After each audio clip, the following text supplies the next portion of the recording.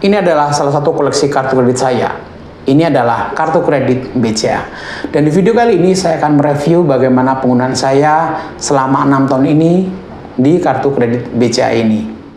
Halo teman-teman, apa kabarnya? Kembali lagi di channel ini dan kembali lagi kita bahas tentang perkreditan, terutama pinjol dan kartu kredit. Nah, kali ini saya mau bahas penggunaan saya BCA ini selama 6 tahun ini.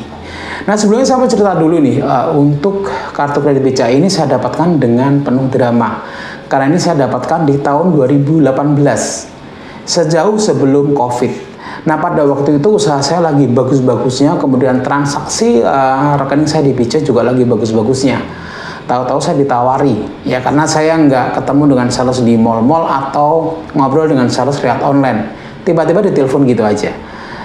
Nah, katanya saya diberi fasilitas kartu kredit, cuman tidak tahu ya untuk limitnya.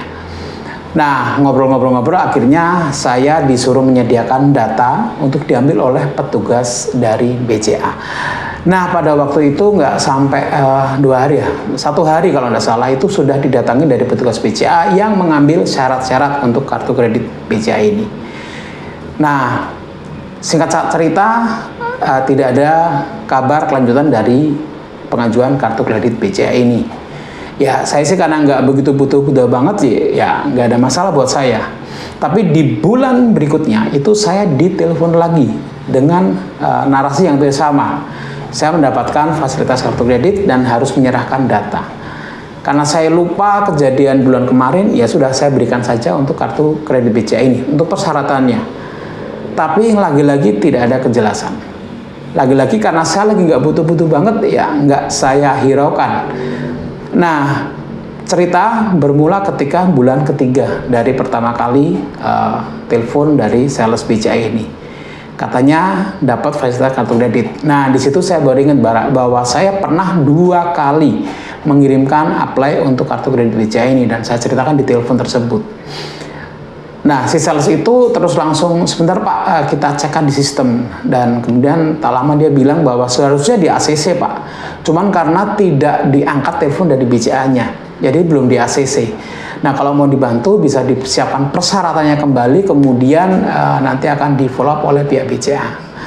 Ya, akhirnya saya berikan lagi data-datanya, kemudian nggak sampai 2 minggu lah, kartu ini datang ke rumah saya. Dan limitnya unyu banget, 4 juta rupiah. Ya, mungkin teman-teman tahu ya, kalau untuk kartu kredit itu 4 juta unyu banget, kecil banget. Nah, karena yang kecil ini saya happy aja sih, karena nggak butuh banget plafon gede, limit gede pada waktu itu. Dan saya suka brand BCA karena pada waktu itu brand BCA itu bagus-bagusnya. Orang yang punya kartu kredit BCA itu katanya lebih mudah di ACC oleh pihak bank lain. Jadi ya lumayan lah, tuen kalau orang Jawa bilang gitu. Nah, karena limitnya yang unyu ini jarang saya gunakan untuk berbelanja, baik itu online maupun offline.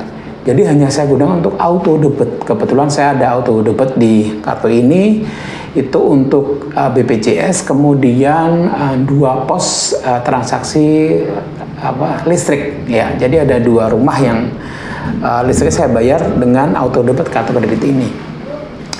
Nah, penggunaan saya selama 6 tahun ini sih fine-fine aja ya. Saya lihat bunganya juga sama aja dengan bank lain. Karena kalau kartu kredit itu bunganya ya memang hampir sama ya. Rata-rata di 1,75 per bulan atau 21% per tahun. Jadi untuk bunga ya hampir sama dengan bank lain.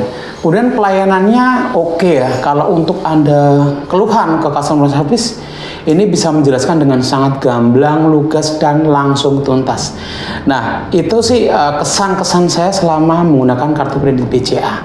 Nah, kelemahannya menurut saya, ini jarang sekali ada promo, baik itu promo di mall-mall atau di marketplace. Saya tidak tahu ya, apa karena saya yang jarang menggunakan ini untuk berbelanja di mall atau di marketplace, atau memang jarang ya.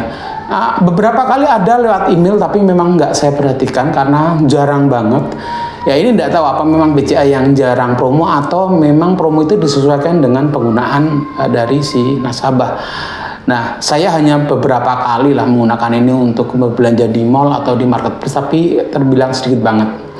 Jadi menurut saya kalau secara saya pribadi ini promonya kurang, tapi secara penggunaan kartu kredit ini bagus banget.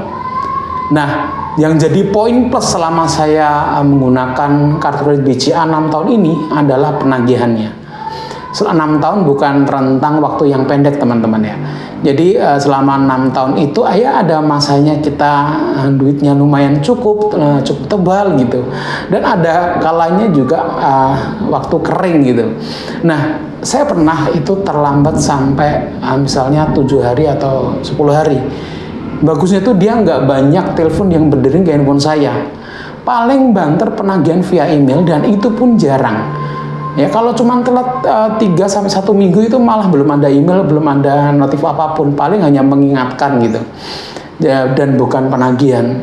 Dan saya pernah menggunakan kartu kredit ini tidak bayar itu sampai muncul billing cycle berikutnya, itu pas kering-keringnya lagi ada sesuatu sehingga lagi nggak bisa bayar tuh. Nah, berarti saya ada 30 hari tuh tidak membayar dan emailnya juga jarang dan nggak ada WhatsApp ke nomor saya, hanya pengingatnya tuh di email.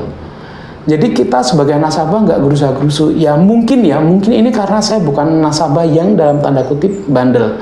Ya teman-teman, saya kasih contoh. Ini adalah kartu kredit saya yang pertama. Ini tahun 2008 saya menggunakan Bank Mega ini. Dan selama kurun waktu berapa nih? 16 tahun berarti ya? Atau lebih ya? Itu saya masih menggunakan kartu pertama saya. Artinya ya memang saya bukan tipe nasabah yang bandel. Nah, bagusnya si Bank BCA ini dia tidak terlalu mengejar-ngejar kita untuk bayar. Kadang-kadang sudah tahu gak dibayar itu kan karena kita lagi gak punya duit ya. Tapi malah dikejar terus, jadi tambah pusing biasanya gitu. Nah, tapi kalau ini asik banget nih. Salah satu favorit saya Bank BCA meskipun limitnya kecil. Dan memang saya nggak terlalu berharap ini naik ya, biarlah segitu aja hanya untuk auto debit kartu kredit.